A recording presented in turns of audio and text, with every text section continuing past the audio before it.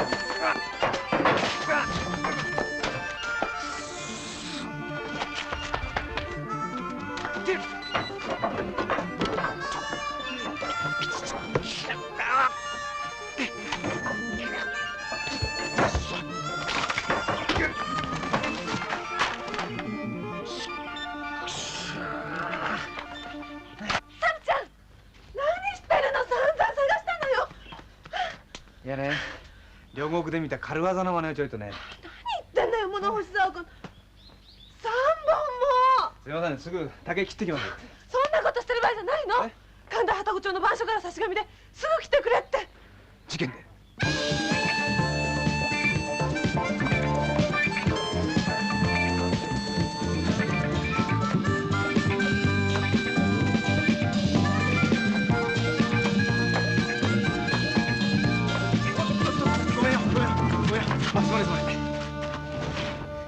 すいません、遅れちまって。で、狐の面をかぶせられたって人は？見りゃわかるだろう。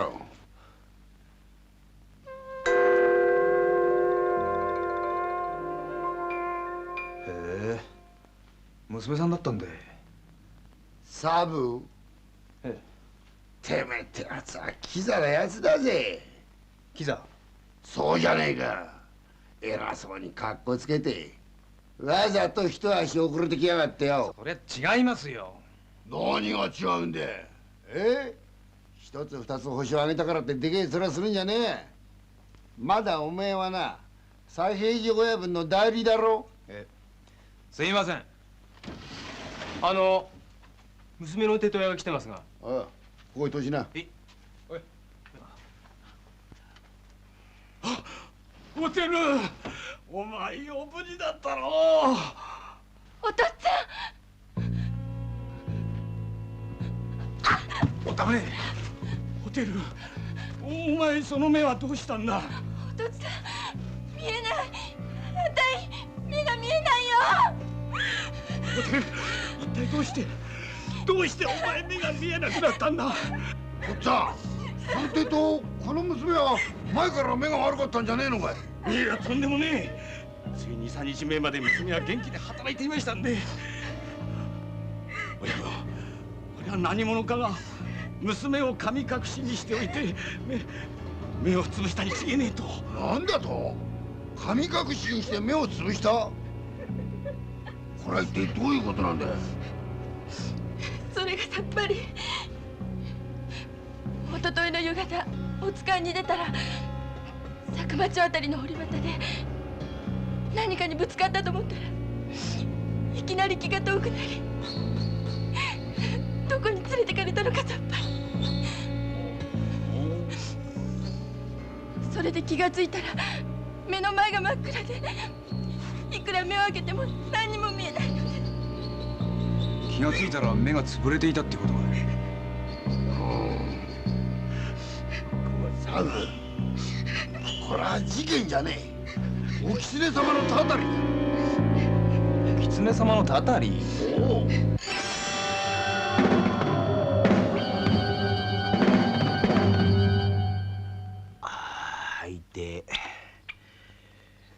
しかし狐の罰でもたたりでもいいが、それで目が潰れてしまうってのは酷だな。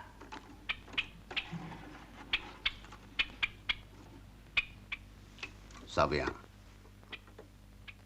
目が急に見えなくなるってことは大変なことなんだよ。その娘さん若いのに不憫だな。俺なんざ長い間暗闇の中で生きてきたけど、それでも時々無性にその暗闇が恐ろしくなる時が。真っ暗な中で雨のしとしとしとしと降る音を聞いてる時なんざすっかり気がめいってしまってな。はあ、目が見えねえってことはなんて情けねえことなんだろうって。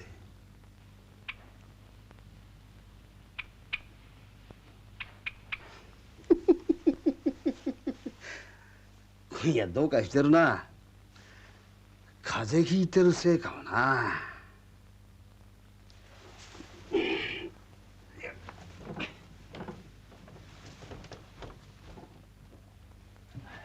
目の見えない人の苦労ってのは俺たち目焼きのもんには到底わからない。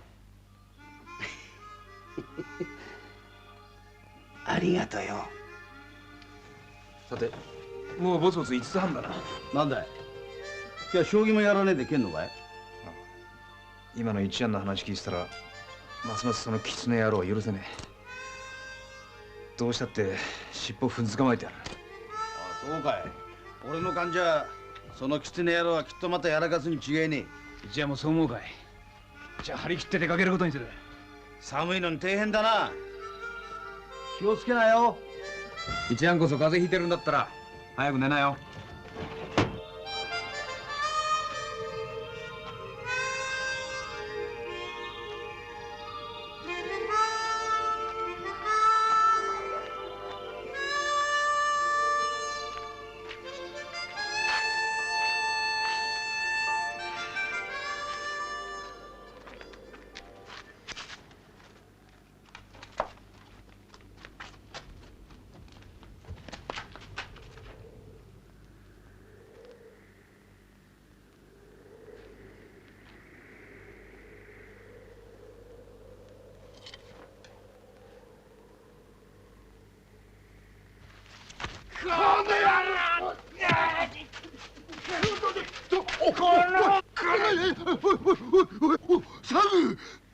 サブ電波上部に留め口はにで。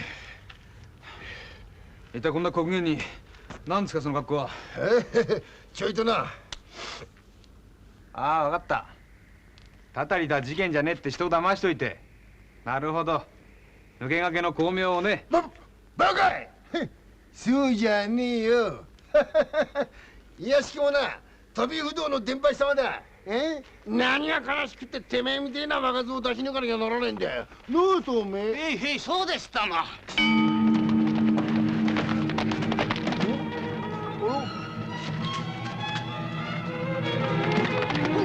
い、どうし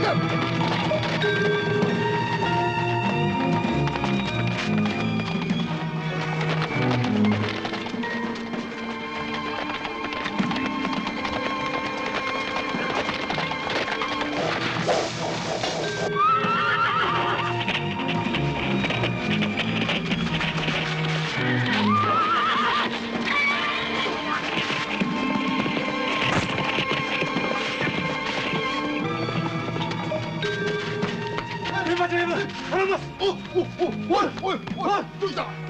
おい、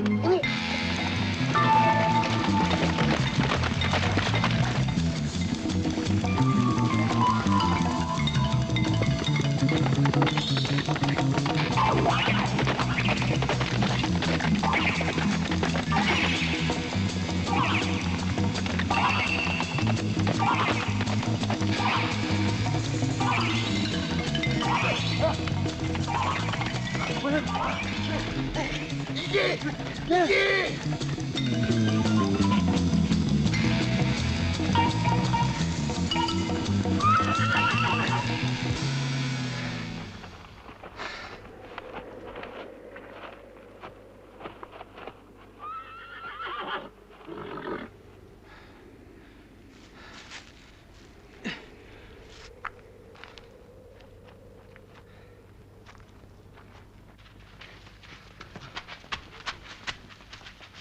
ちょっとごめんよ。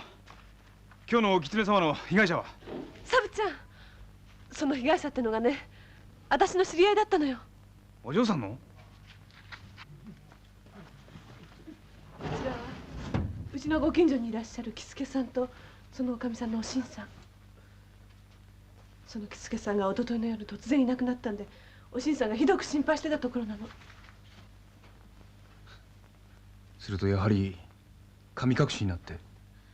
はい、主人は一昨日の夕方仕事場の帰りに行方不明になって、そしたら目が見えなくなって戻ってきたんで。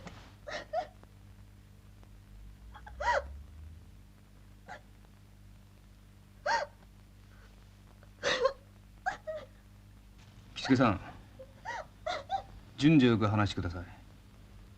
あなたの仕事場ってと？はい、浅草平門町の三田村屋という酒屋で。で、その三田村屋さんから家へ帰る途中っていうと？ええ、あの日は皇人様の釜払いなんで、お内所からいただいたおみきでちょいとほろ酔い気分で、それで天皇町の横を曲がって左側に小さなお稲荷様のお社がある。稲荷橋を渡ったところまでは覚えていますが、何かにぶつかったと思った途端気が遠くなり、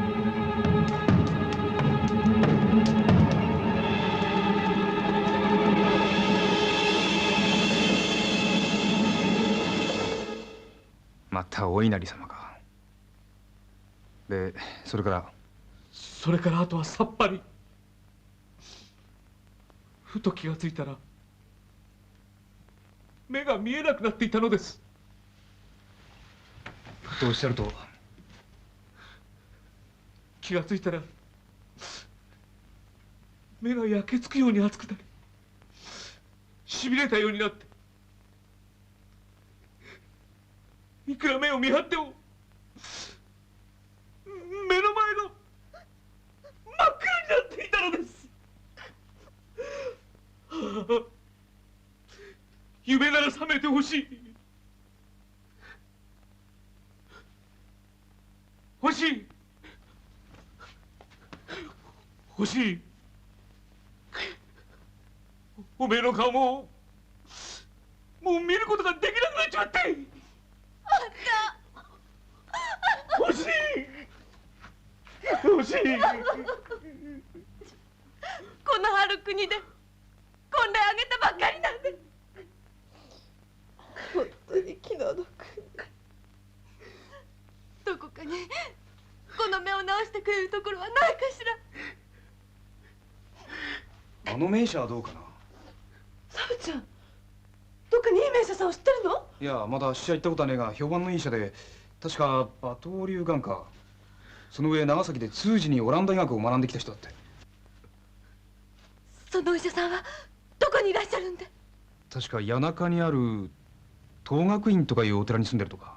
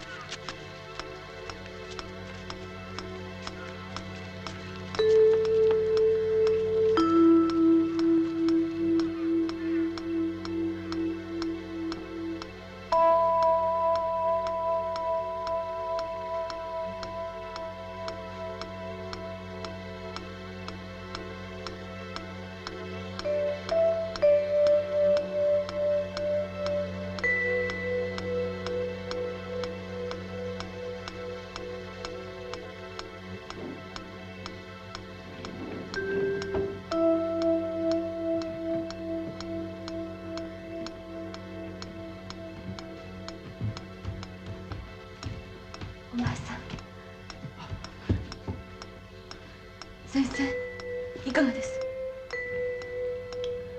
残念だが手当ての施しようがないな。どうおっしゃると？瞳孔が全く動かず視力を完全に失っておる。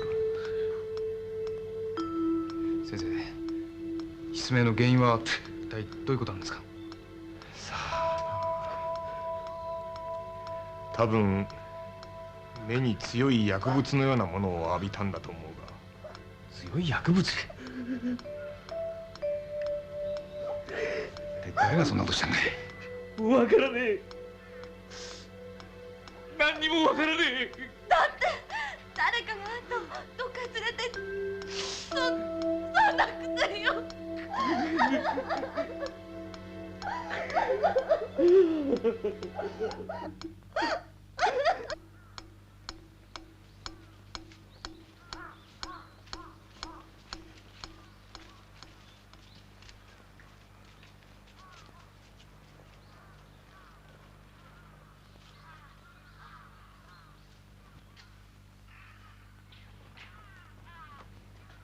どうした？先生、あっしの友達の目を見ていただけますか？友達か？ええ、ぜひとも先生に見ていただきたいんで。実を言いますと、その人はあんまなんで。おお。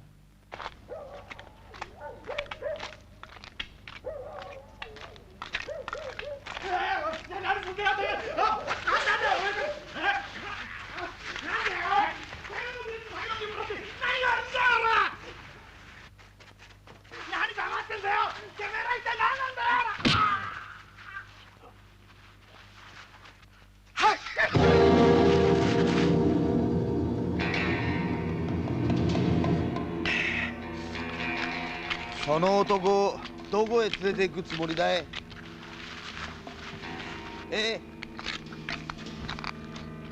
さいね、獣の匂いがするね。なんだてめえ、あんまじゃねえが。おめえ目が見えるのかい？いや見えねえ。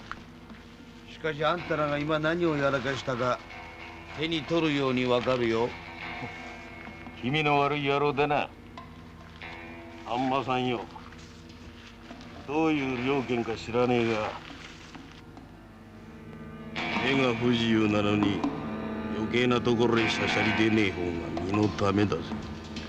おお、あんさん方の方こそどういう了見だい？その男をどうするつもりだい？見えるを知らせくと。見えろ。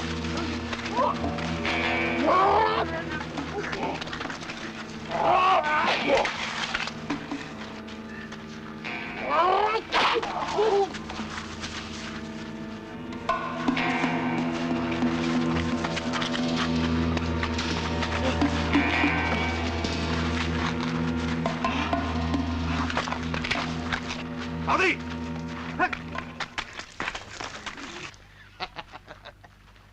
だらしねえ野郎だい。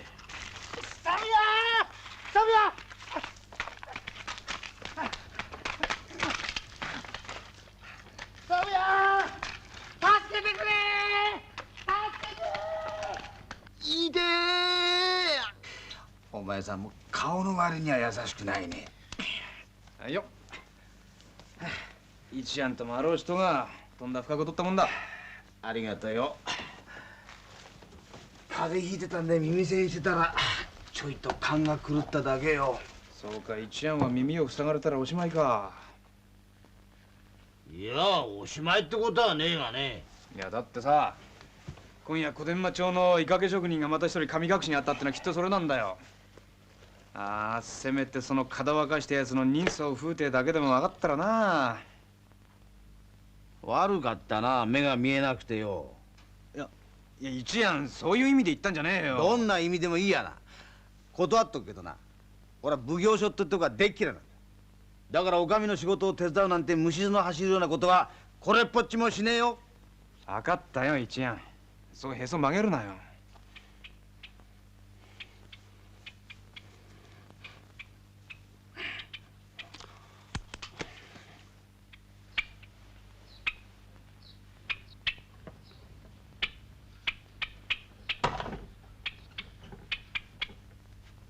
なあサブヤン、こんなに遅くわざわざ俺の見舞いに来てくれたのかい？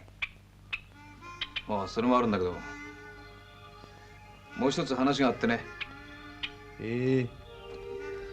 なんだい？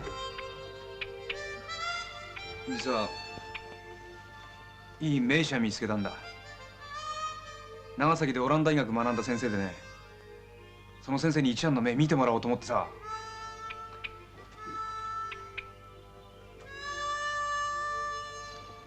一案、いつか目が見えねえことは辛いことだって言ったじゃねえか。もう一度お天道様の光を見てみてってそう言ったじゃねえか。綺麗な花も綺麗な女もその目でもう一遍見たいってそう言ったじゃねえか。そうかい？いやな、お狐様の一見が全く埒が明かねえんで、よっぽど暇を持て余してんのかい？なんだって？サブヤン、大きなお世話だ。俺はな、暗闇とは10年来付き合ってきたんだ。その慣れ親しんだ暗闇様にお別れしろってのは余計なおせっかいじゃねえ。ありがた迷惑この上なしだ。分かったかい？分かったらさっさと蹴んな。早く蹴んなよ。なんだなんなんだよ。人の行為を。あ、そうかい。そうかい。勝手にしやがれ。じゃ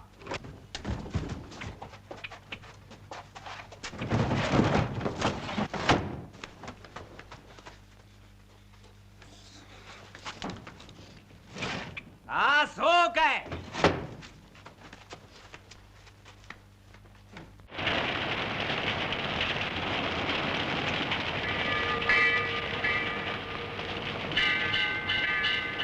二人はお狐様の最初の犠牲者、おてるとそのテテ親の富蔵。二人が住んでいた小屋に火をかけてから親子心中したもんと。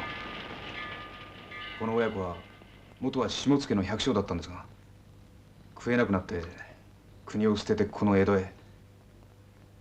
ところがおてるがお狐様に目をつぶされて働けなくなって、その娘を頼りに生きてた父親は生きる張りをなくしちまって、こんなけしからん狐野郎をどうしてお上は放置しておくんですか？サブ、おめえ田辺様に向かってなんてことを。いやサブ、別に放置してるわけじゃねえんだぞ。だから今日もこうやってみんなに寄り集まってもらってるわけだが、まず狐の一件の被害者が出たところを見てみると、神田旅籠町、次が浅草平右衛門町、3番目が小天満町、上野寛永寺を中心に弧を描く形になってある。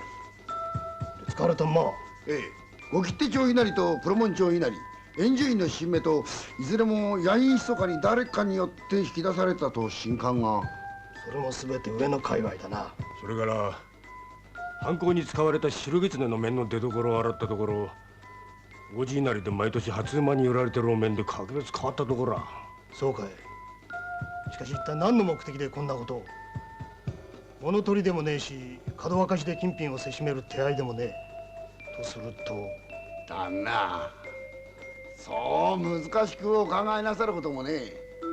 被害者の顔ぶれを見ると、百姓を食い詰めて江戸へ逃げ込んできたやつ、あるいは地方から江戸へ出稼ぎに来た者など、いずれもお上の任別帳には全く載ってねえ連中ばっかりだ。そう目くじら立てて戦議することも。どうしてですか？そういう人たちはどうなっても構わねえっておっしゃるんで。サブ、今日は嫌におめえ突っかかってくるな。いや、あっしが言うのは、神隠しにあっても目をつぶされても騒ぎ立てる手立てを持たず、ただ泣き寝入りするしかねえ人たちばっかりをこの狐野郎は狙い撃ちしてるってことです。それで私が思うに、ホシはなぜそういう帳外れなものを知ってるんで、それはこの奉行所にある任別書を見ることができるやつじゃねえかと。つまりホシは少なくともこの奉行所に自由に出入りできるやつ。ほら。始まりの旦那。これは旦那どうも気がつきませんね。これサブ。ああ、いい。その威勢のいい兄さんは何とおっしゃるのかな。いや、これはどうも龍泉寺の左平次の名代でサブと申します。ほほう、サブというのか。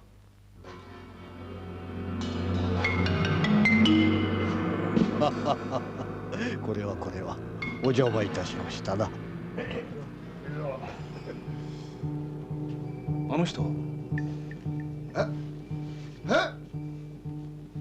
バカ。お前あの人本当に知らねえのかい。お前は本当に何にも知らねえんだな。当節お江戸を取り仕切ると言われる人足請負が田島屋嘉平さんだよ。あれが田島屋。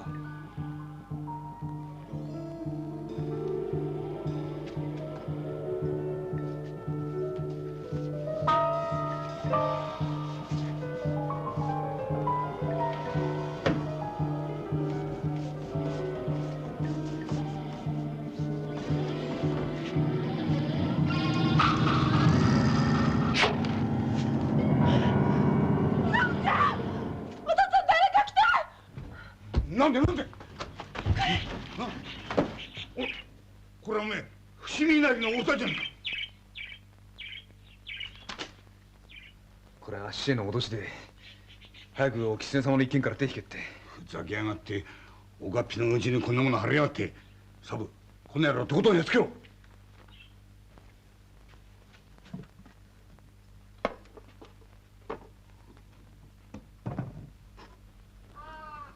ねえサブちゃん、今夜も出かけるの？ねえ、もうこうなったら意地でもお狐様の尻尾つかまなくちゃ。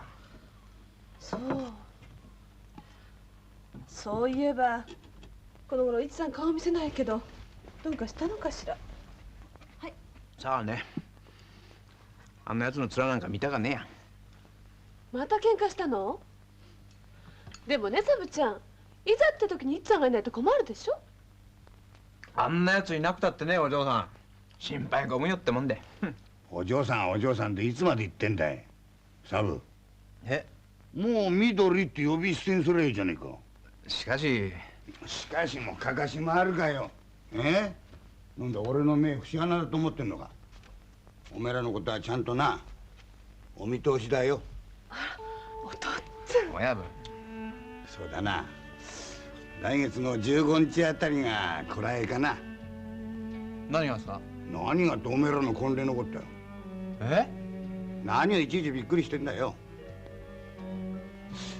そうな、まあよそへ嫁入りするんじゃねえから別に支度はいらねえけどな。そうだな、大達の料理でも取ってよ。呼ぶのは4、5人ってとこかな。田辺様にもな晩酌にお願いしてあるからよな。そうなりゃおめえに後目譲って楽隠居か。これでいつお迎えが来ても安心だよ。お父っつぁん、なんてことを。親分、妙なこと言うもんじゃありませんよ。ちょいとせっかちすぎたかな。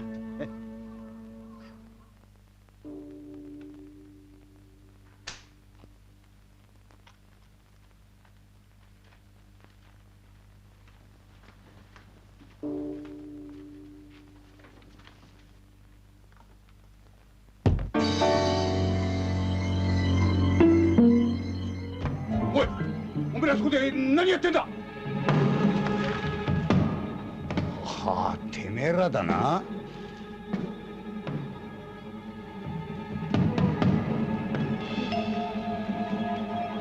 てめえらそんなもんで人をどうさったってそういかねえんだ。やろう。こん野郎。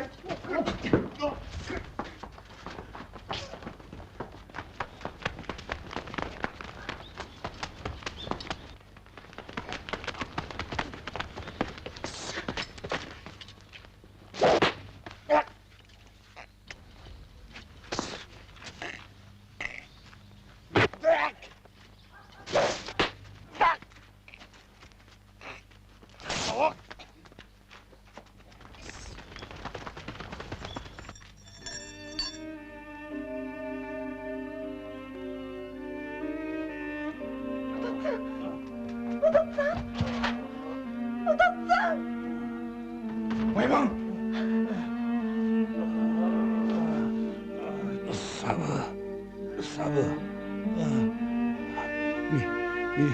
緑。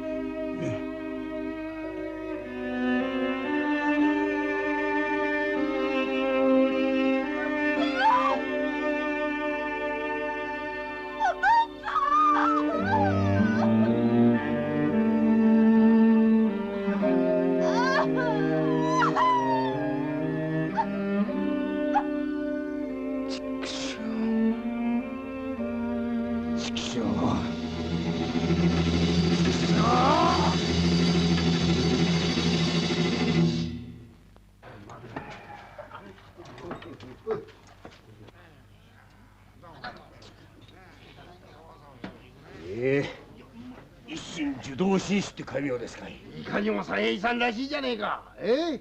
問縄一筋に生き抜いてよ、トドの妻には咎人と取っ組み合いをしたい相果てるなんざ。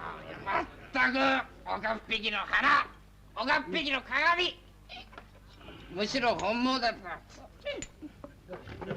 た。みどりちゃん、これからだぜ。はいはい。あ、サブちゃん。これ旦那。俺の。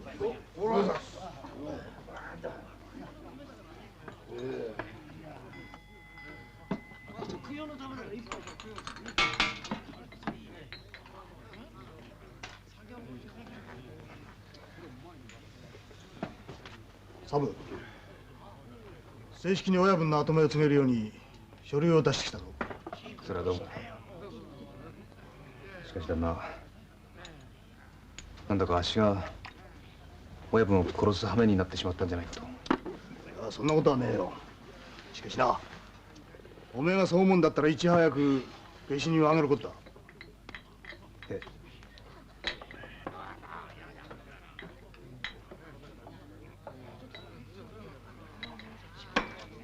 え。いつさん、どうか向こうで皆さんとご一緒に。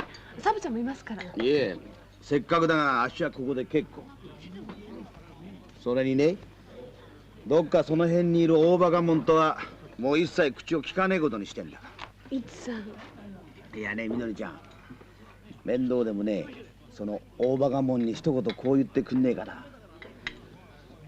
お狐様の後ろにはどえらい黒幕がついてるよって。だからね、ぼやぼやしてるとやばいよ。よっぽどふんどしを締めてかからねえと消し飛ばされるからねって。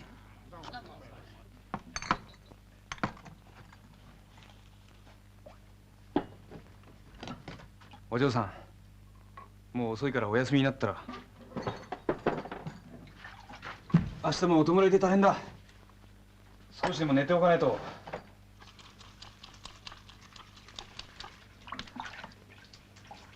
どうしたんです？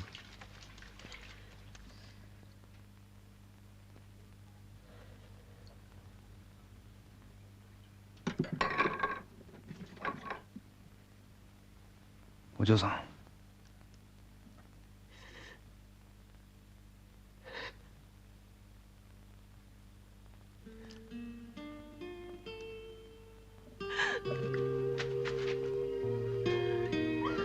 お嬢さん。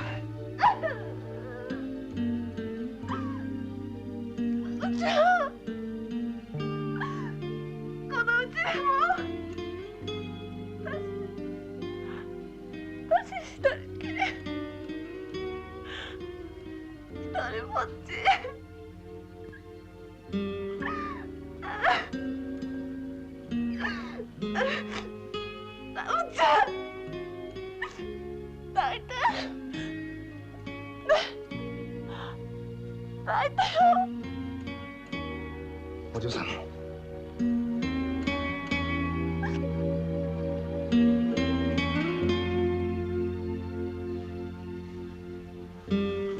ちょっと待っておくんなさい。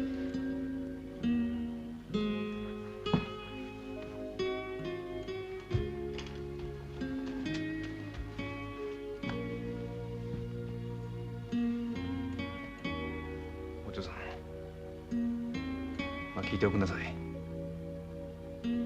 親分は私たちのことをちゃんとお見通しでした。そして来月には祝言を挙げろとおっしゃってた。それが思いもかけない成り行きに。お嬢さん、私は親分の弔い合戦をやる。この憎い下手人を必ず私の手でお縄にします。そして誰からも一人前の岡っ引きだって言われた時に祝言を挙げたいんで。お嬢さん、それまで待っててください。俺も我慢します。辛いけど。サブちゃん。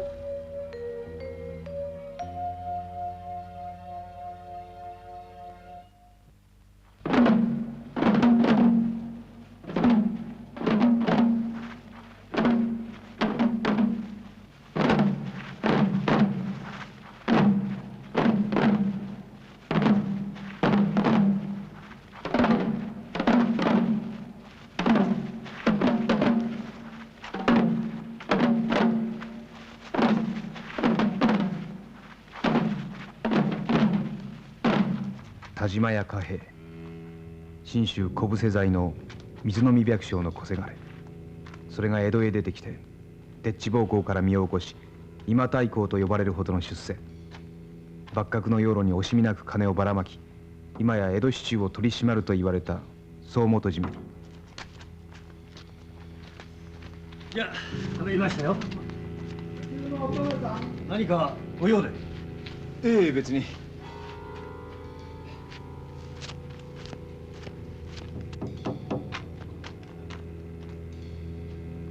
この辺が田島屋の裏手あたりだ。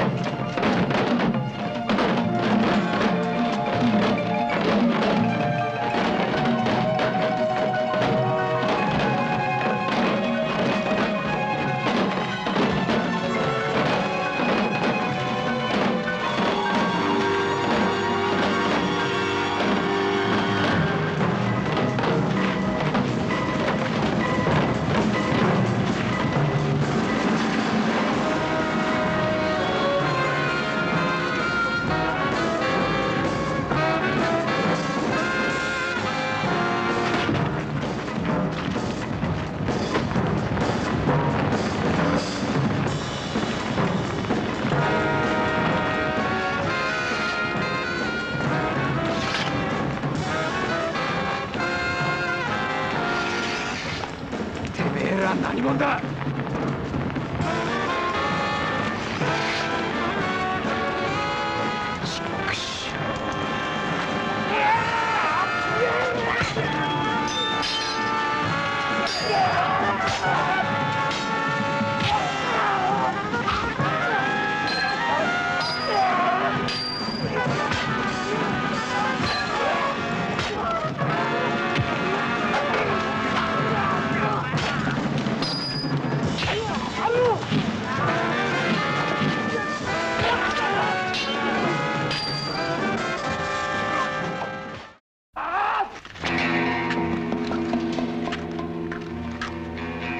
画像一人によってたかってとはどういう了見だい。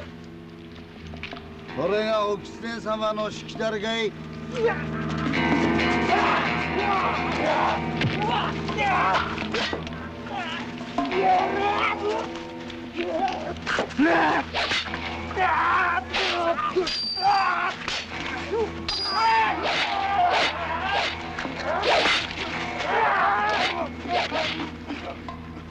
サブヤン、じゃあ、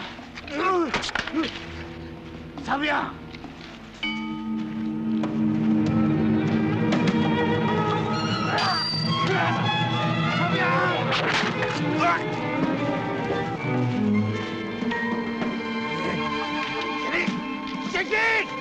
まあ、置いてろよ。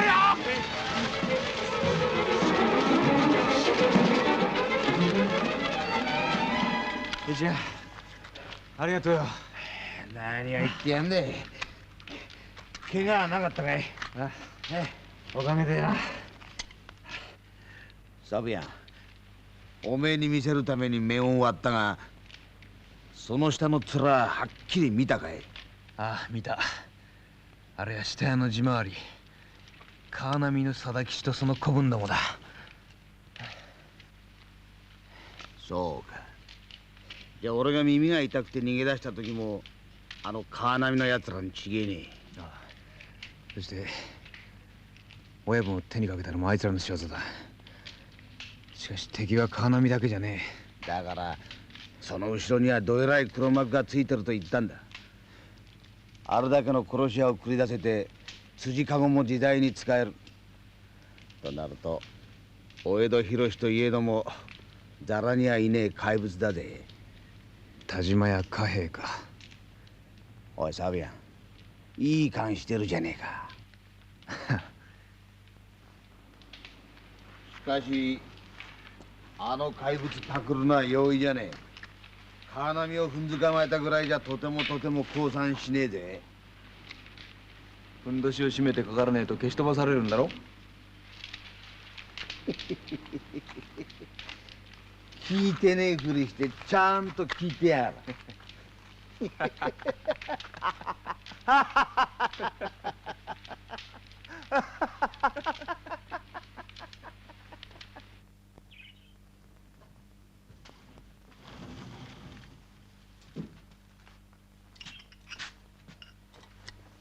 あら、まあ今からお出かけになるところ？間に合ってよかった。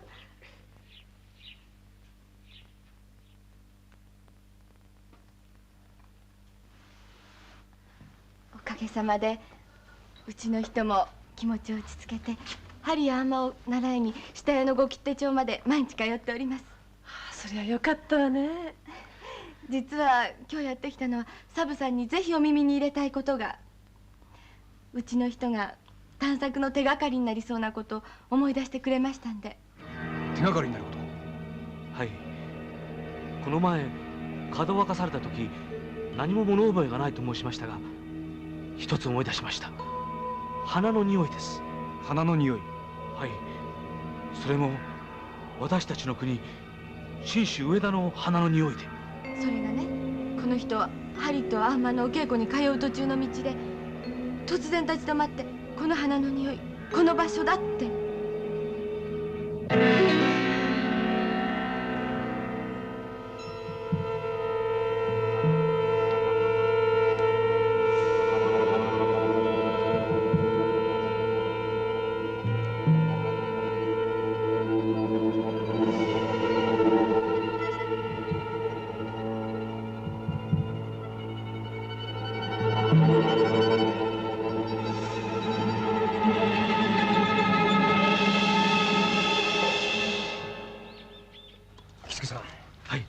ここですね。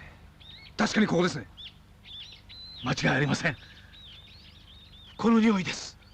椿の花は匂いが薄いのですが、この花紅荒獅子は匂いがいい。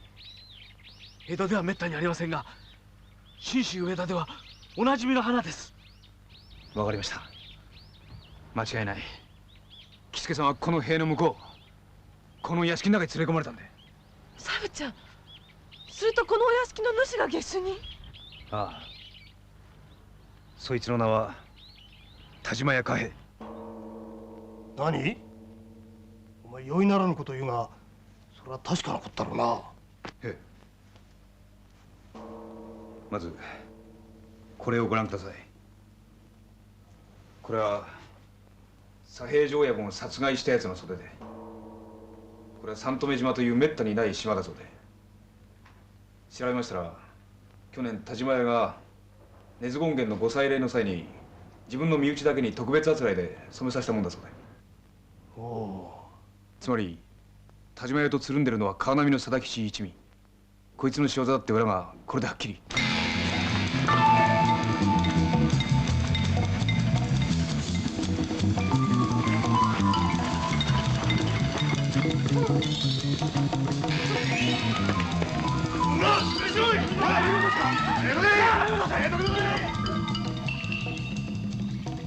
旦那様！旦那様！大変です。奉行所の方。何？奉行所？これは田辺様。何事でございますか？不審の角で奉行所までご同行願いたい。不審の角？何かのお間違いじゃございませんかな。黙れ田島屋。白を切っても無駄だい。証拠も証人もちゃんと揃ってるんだ。お若い。これはお前さんの仕業かな。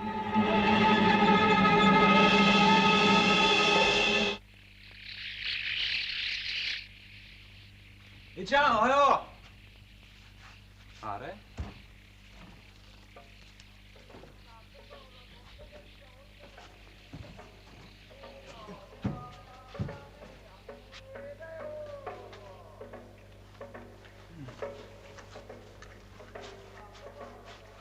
なんだいちゃん、洗濯かい？なんだサブやんか？バカに今日は機嫌がいいな。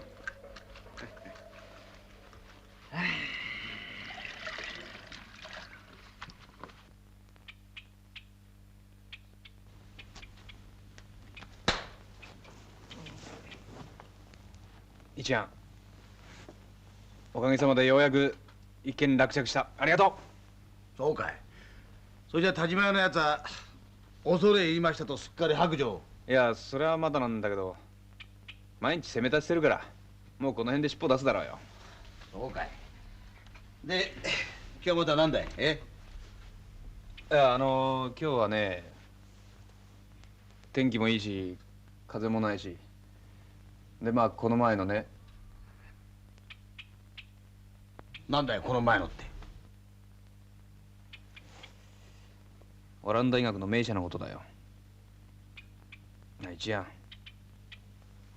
ん、いっぺん見てもらうだけでいいからさ、俺と一緒に行ってみねえか。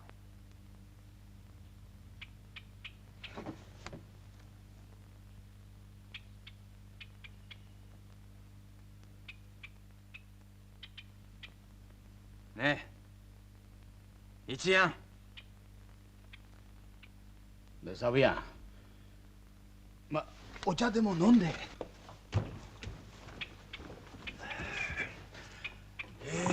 お茶受けがせんべいがあったはずだね。おお、あったあった。こら草加の手焼きだ。これ食ったら他のせんべいなんざ。谷中にある東学院ってお寺に住んでる人でね。何が？その名医者の先生だよ。なるほど。それでところでなんだろう？ちぎれた袖と椿の花ぐれじゃこれは決め手にならないんじゃねえのかい？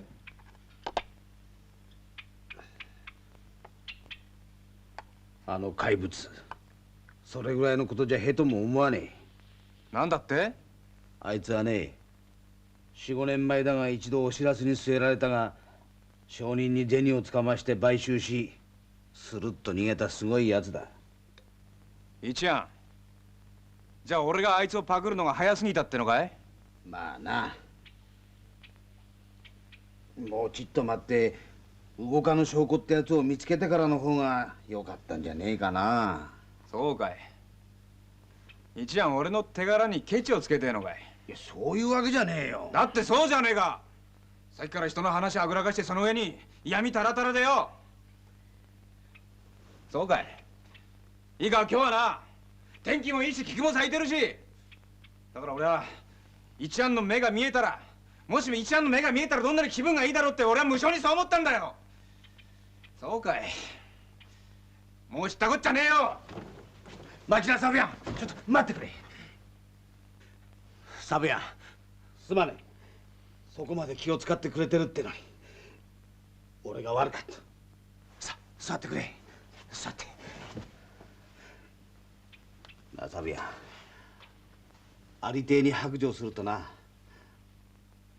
俺は怖いんだよ。怖い？ああ、名医者に見てもらってお前さんの目は全然見込みがねえって言われるのか。それが怖くてああでもねえこうでもねえってへりくつつけちゃって。嫌なやつだな俺は。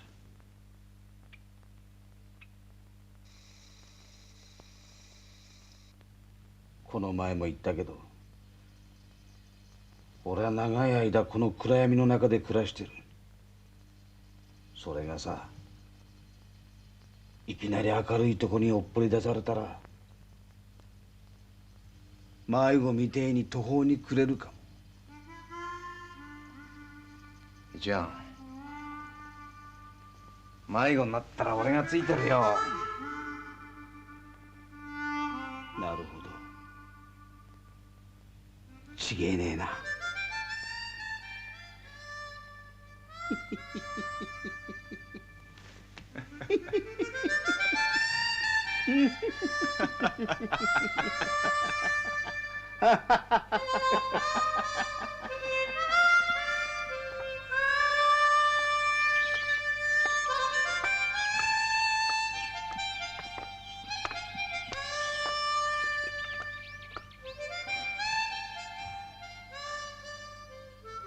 すると若い時は両目とも異常がなかったんじゃな。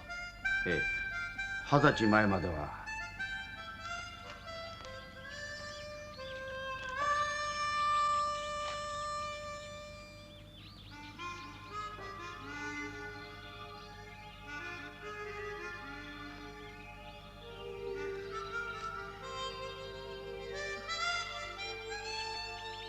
その時なぜ名医者に見せなかった？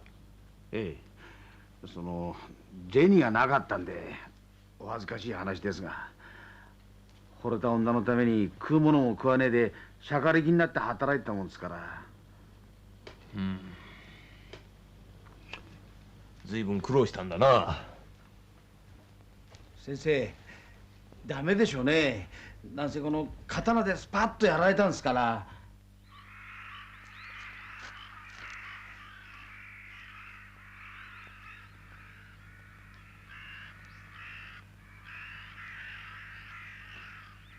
サビアン！サビアン！サビアン！どうしたい一庵？サビアン、俺の目が治るんだって、見えるようになるんだってよ。一庵、それは本当かい？本当だと思う。今先生がそうおっしゃってくれたんだ。お天道様も綺麗な花も綺麗な女ももう一度この目で見ることができるんだ。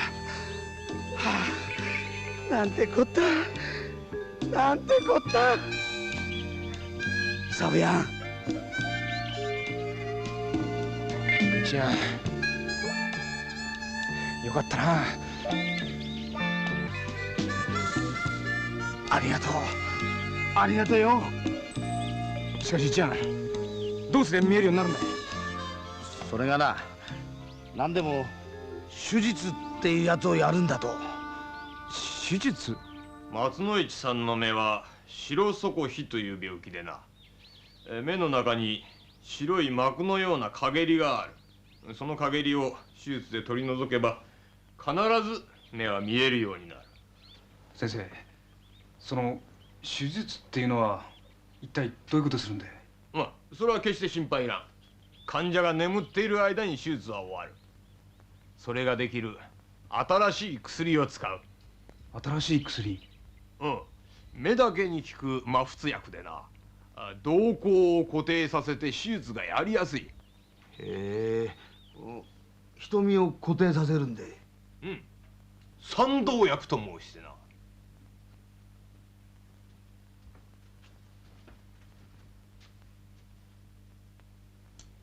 わしはこの薬を長い間研究してやっと作ることに成功した。これだ。へえ、この薬で。オラン大学ではアトロピンという、これがなかなか入手できなかったので多くの医者は手術をすることができなかった。江戸には随分目の不自由な人たちがおるが、この薬でかなりのものの目を治すことができる。だがのこの薬を作るにはそりゃ苦労したんじゃよ。いろんな試行錯誤の挙句にやっと使える段階になったんじゃ。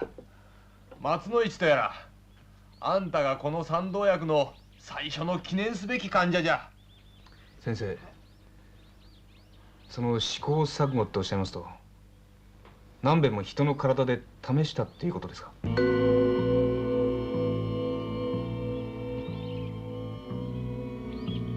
薬が効きすぎると目のところが焼けつくように熱くなってしびれたようになりますか？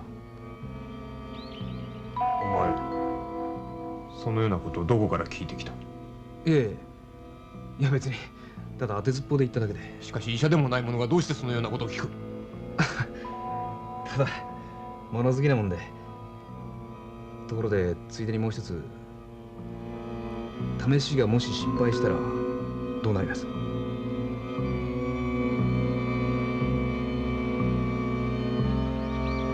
目が潰れますか？どうなんですか先生？黙れ！そのようなことは医師だけが知っておればよい。お前がそんなに疑念を持つならこの手術は取りやめにするか？いえ先生、いや爪がとんでもないご無礼を申しまして、どうかお許しを。先生、ぜひその手術をやっておくんなさい。おお、そうか。はい、善は急げって言います。できたら明日にでもやっていただけませんか？はい。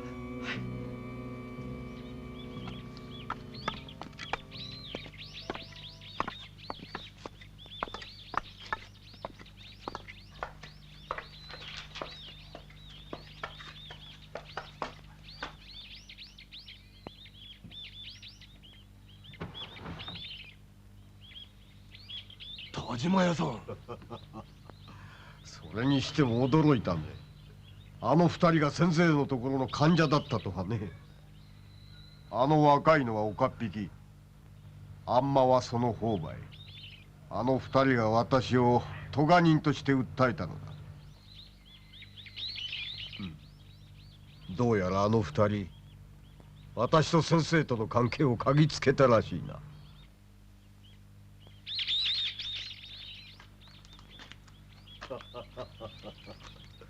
先生、ご心配なく手術は予定通りおやりなさい。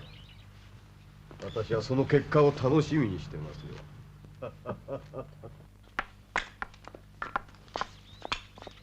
サビアン、驚き桃の木山椒の来たこのこったな。一円も感づいたかい？あの薬の話が出た時には俺もピーンときた。敵は本能寺、ご本尊様があの医者とはな。そして薬の効能を見るために3人も試しやがったんだ。しかしあの医者と田島屋とどうしてつるんでるのかな？そりゃあの2人をとっちめることができりゃ手っ取り早いんだが、いやなかなかな。2人じゃねえよ。田島屋今頃お知らせでおっとり調べ中だい。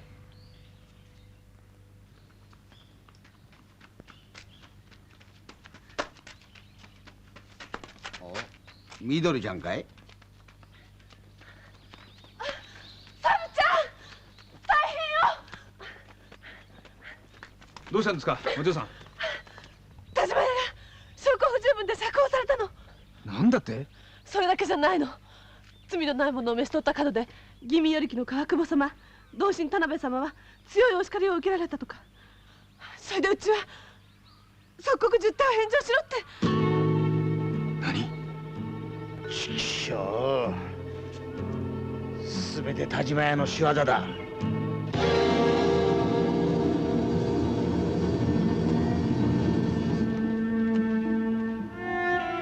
ブヤン。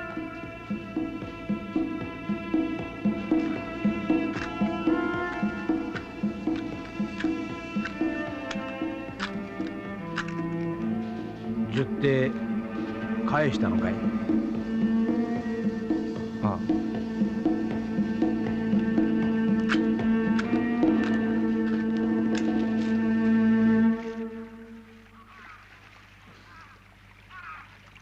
親分の跡目を継ぐどころか十手を取り上げられちまっちゃ俺はもう若っ引きでも御用聞きでもねただのサブ屋になっちまった。元気を出しなよ。せっかくお狐様の尻尾を踏んづかまえたんだから。だってどうするんだ。俺はもう全然打つ手なんかねえよ。そうかな。現に俺は明日敵の本拠に乗り込むんだぜ。一庵じゃあ本気で手術やる気なんかい？ああ、こうなったら一か八かだ。それにあの医者悪いやつだが腕だけは良さそうだ。俺だって目は見えた方がいい。一庵大丈夫だよ。あの医者薬の効能を試したくて仕方がねえんだ。たとえ俺を殺すにしてもこの目をちゃんと治したその後にするはずだ。そうか。一庵俺のために危ない橋渡ってくれんのか？なにてめえのために渡りてんだよ。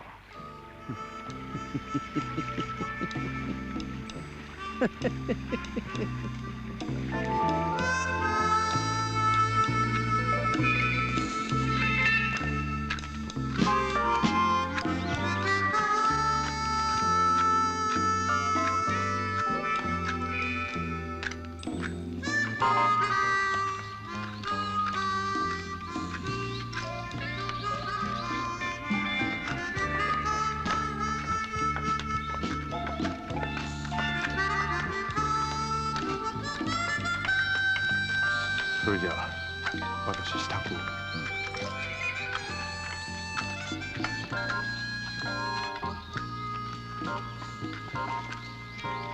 来ましたか。二人揃ってな。かねての手はず通りこちらの合図を待って。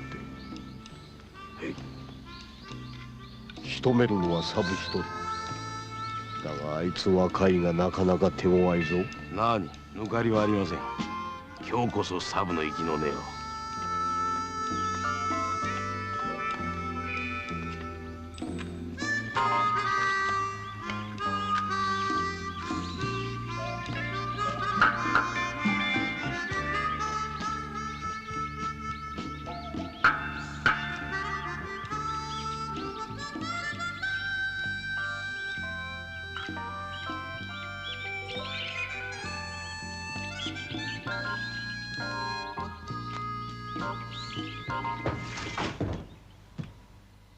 おう参ったな。もう手術の用意は整っておるぞ。先生一つお願いが。手術の間あっしがそばに付き添っていてやりたいんですが。それはならん。付き添いの者は本堂の外で待っておるように。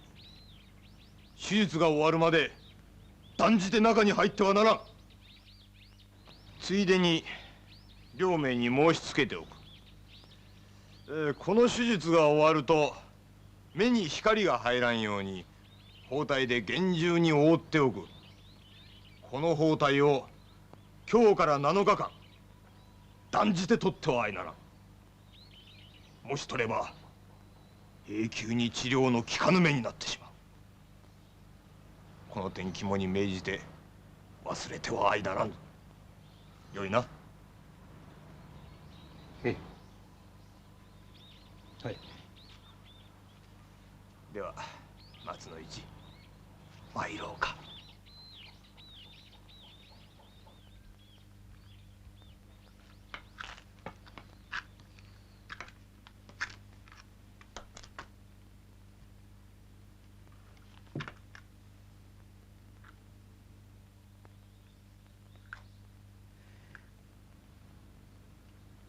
サブヤン。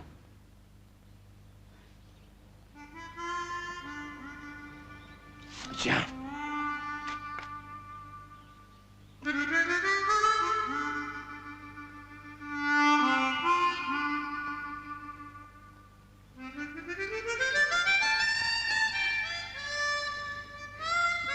サブヤン。じゃあな。あ、じゃん。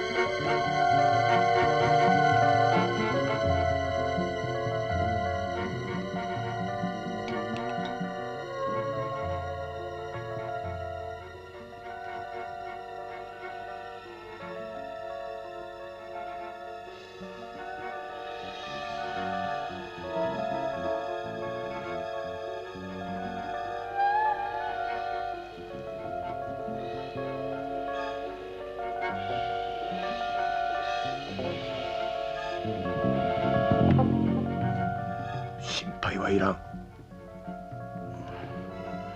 一つ二つとゆっくり数を数えるのだ。さあ数えて。一つ二つ三つ。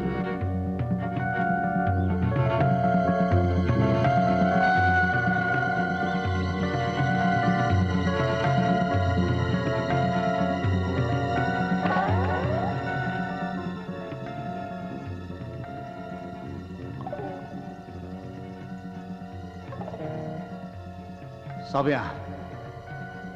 サブヤン。サブヤン。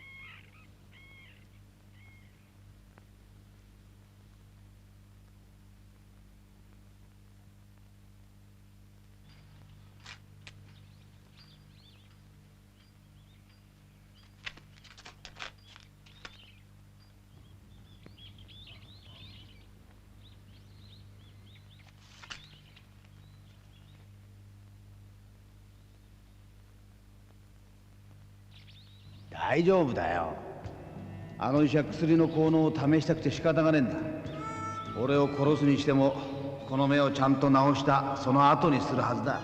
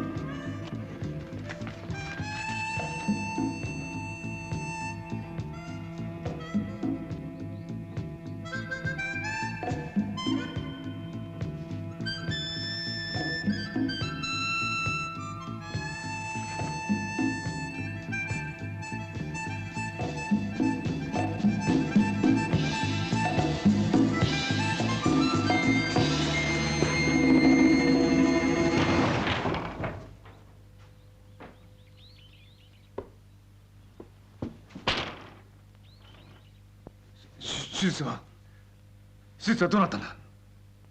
終わった。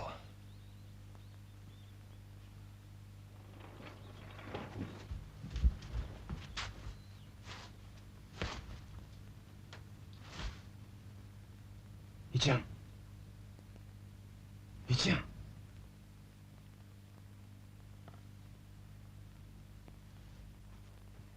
心配いたすな。薬で熟睡しているだけだ。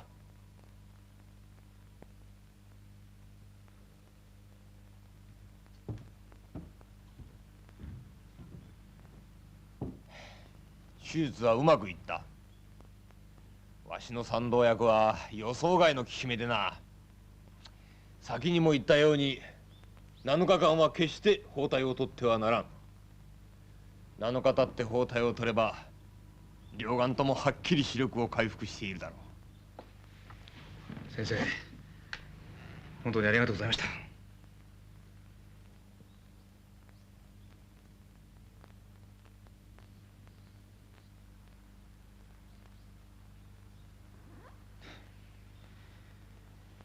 手術が終わるのを待ってという手はずなんで。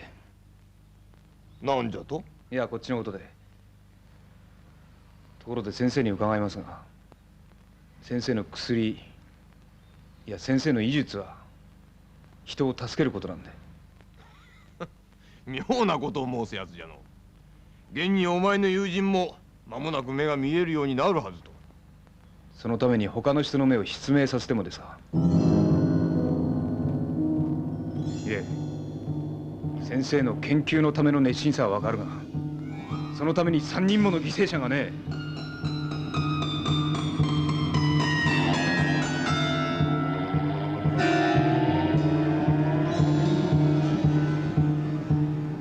あれは失敗だった。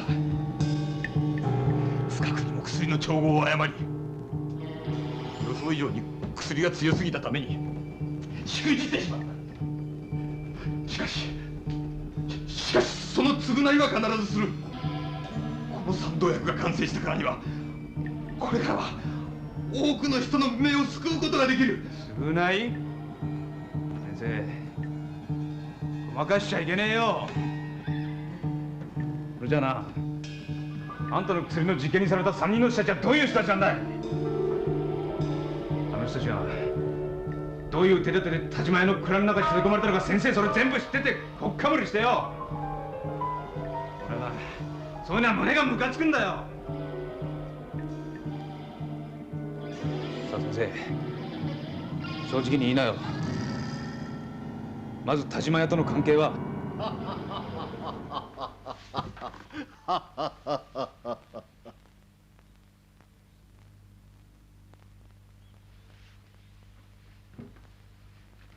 お若いの、冥土の土産に教えてやろう。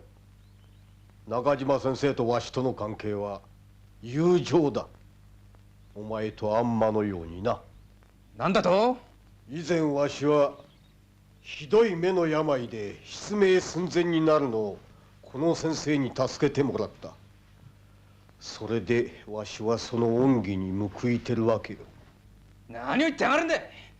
そんなのは友情じゃねえ。何？田島屋、てめえの魂胆はちゃんとお見通しだい。賛同薬ができればどえらい儲け、どえらい利権になるって目つけて、友情だの恩義だの言って原石を言いくるめたんじゃないか。それに門若しの方はてめえ自身の手は一切汚さねえで、もしそれが発覚した場合は原石も定吉も抹殺して賛同薬だけをすっぽり独り占めにしようって魂胆じゃないか。どうだい田島屋、図星だろう。さあ田島屋、中島原石、今日はのっぴきならねえところと観念しな。観念するのはどちらかな。サブ、もうジタバタしてもフロネズミだ。さあ表へ出てきやがれ。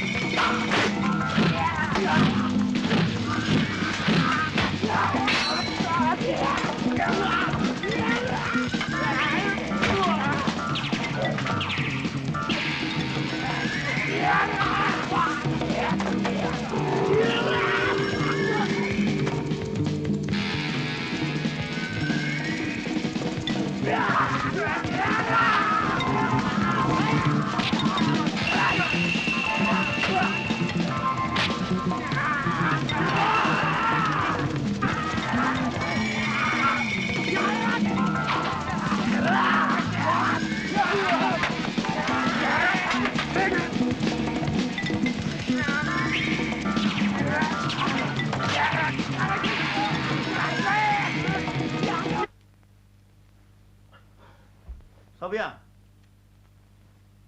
サブヤン、サブヤンどこだ？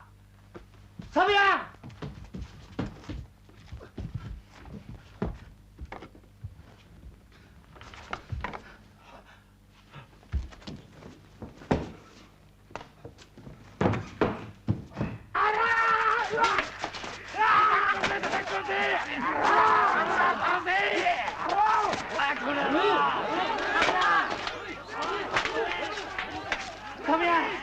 どこだ？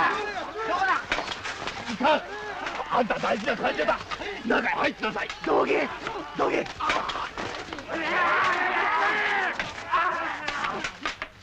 一蘭、サブヤン、サブヤン、サブヤン。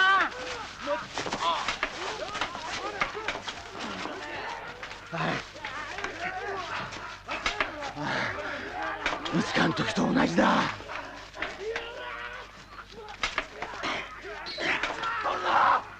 違う。おい、その包帯を取るんだ。離せ。取るな。どうしてろ。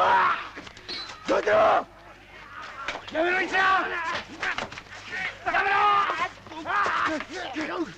それ取ったらあんたの目が治らない。あんたの目が、うるせえ！あんたの目がダメになる！この野郎！一蘭やめろ！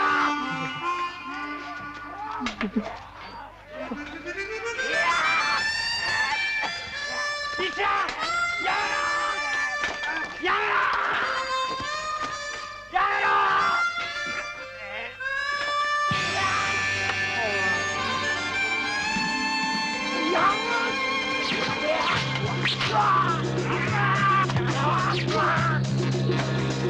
サブヤ、もう大丈夫だ。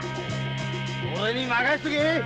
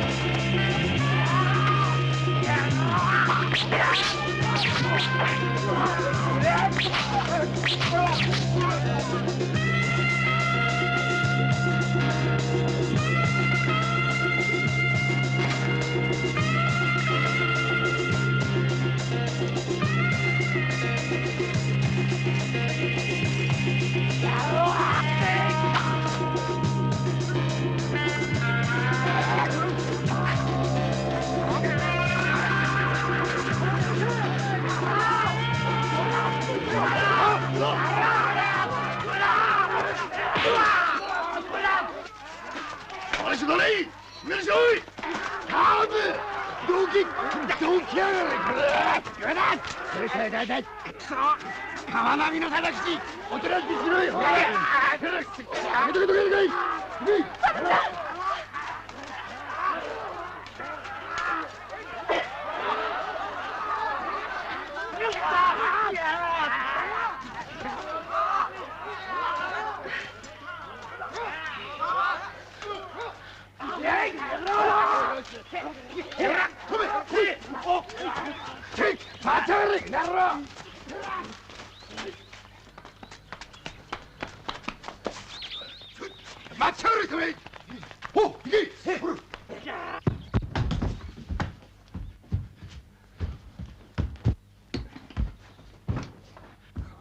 手間かけやがって。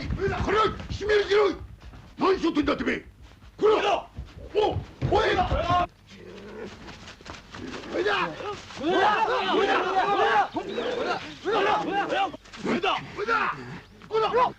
やい。失礼者め。締めるしろい。これだ。おい。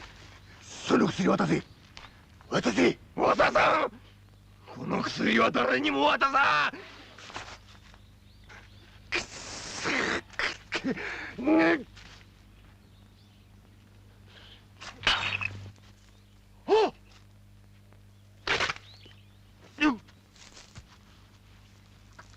の薬は私のものだ。私が作った。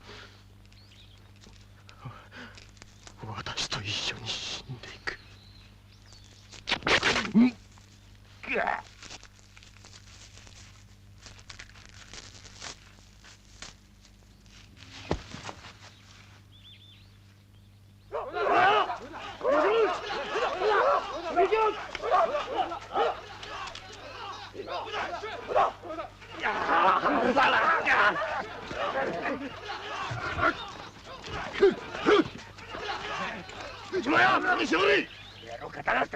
旦那重野さん、こいつだけはハブに飯取らしてやっておくんなさい。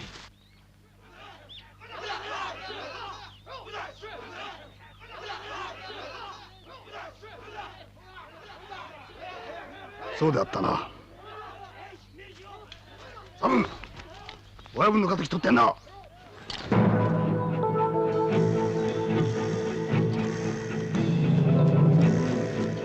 田島屋かえ、締めにしやがれ。そうはいかねえ。上みてえな若造にむざむざと踏んじばられる俺じゃねえ。さあ来い。うるせえやい。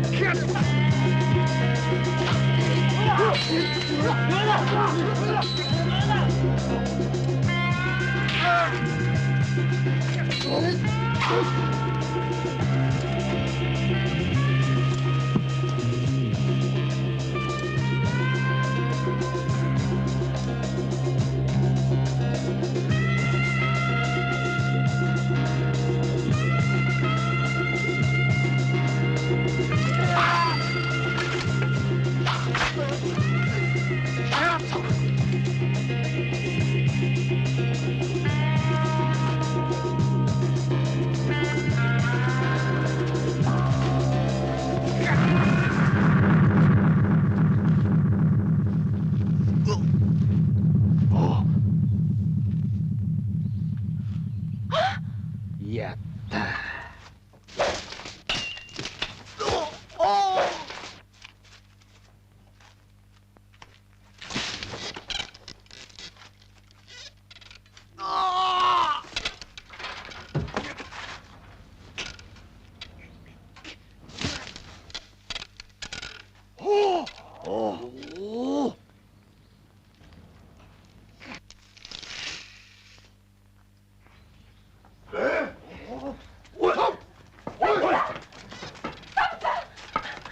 サブやサブ。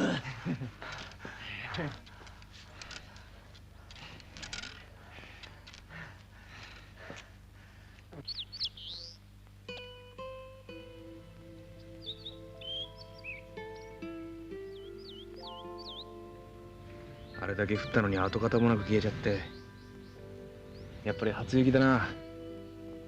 いいえ、お父っつぁんが溶かしてくれたのよ。今日お参りに来る私たちが難儀だろうと思ってね。なるほど。親分優しい人だったからな。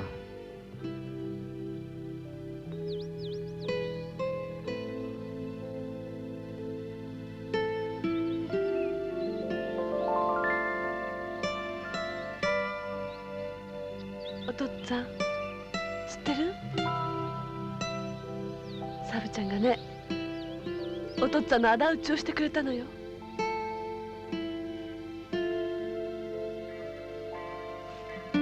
あら、火事かな？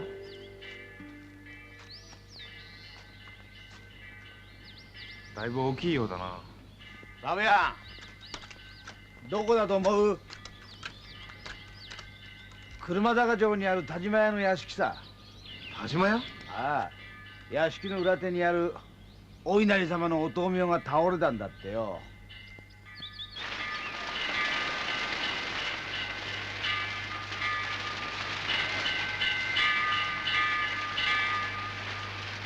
何でも火の回りが早くてこの分じゃ全焼するだろうってまあどうせあの家は結晶になるんだし、焼けた方が世話なしってわけで。するってとやはりお狐様のたたりってことになるのかな。本当に怖い。二人ともバカだね。そういうのをね、似た者夫婦ってんだよ。まだ夫婦じゃねえよ。そうだよ。威張ることはないじゃないの。似たようなもんだよ。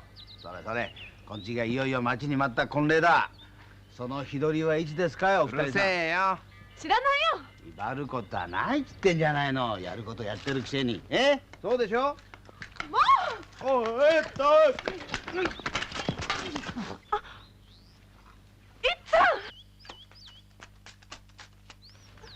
大丈夫？ほら。